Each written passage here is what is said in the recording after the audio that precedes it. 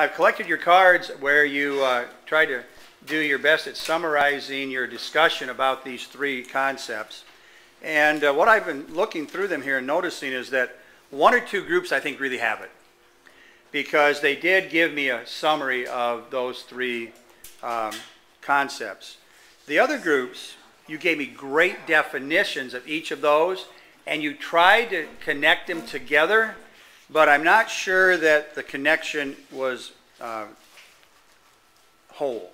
So what I'd like to do right now is start you off with one of the summaries. You listen to it, and while you're listening to it, go in your book to page 389. Because I think the book tried to summarize them on page 389.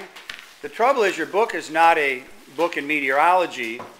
It's not a book in weather. It's not a book about the atmosphere.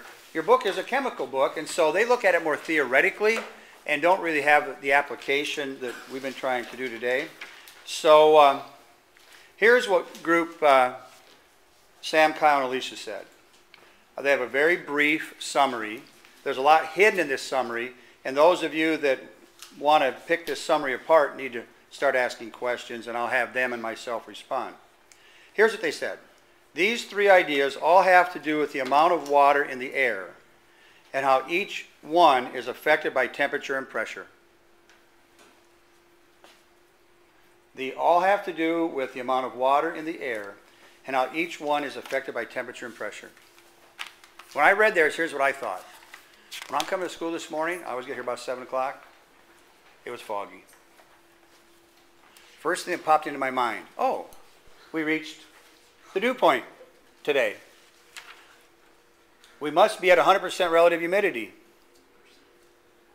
The atmosphere is locally in a saturation vapor pressure state. Those all popped into me. That's how I came up with the three topics for you today. That kind of popped into my head. And this group is saying, yeah, those three all have to do with the amount of water in the air and how each one is affected by temperature and pressure. Questions? Questions about the weather. Questions about the fog. Question about dew formation. Question about the frost that was on my front window today. Go ahead, Roy. When it's foggy, you're at the saturated vapor pressure, dew point, and 100% relative humidity.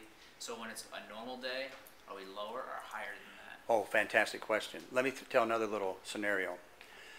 I dumped a glass of water on my driveway this morning as I got in the car. If we went back and it was still foggy, what do you think you would see? There'd be a puddle there. Did the puddle disappear? No. Puddle didn't disappear. But let's now include that scenario into this afternoon. I'm going to go home and have lunch at 1:30. I'm going to dump a glass of water in my driveway when I go into the house. I'm going to come out a half an hour later. It's going to be gone. It's probably going to be gone. Why is the water going to be gone this afternoon, but it would have still been there through breakfast this morning?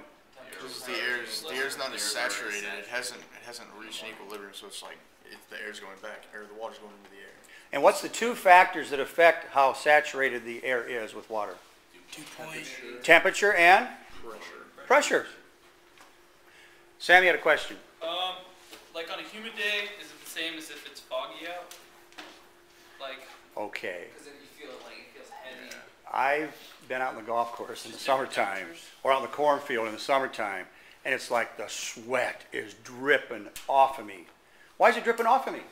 Because there's all the water in the air. Because it can't evaporate fast enough. Why can't it evaporate fast enough? Because there's so much air.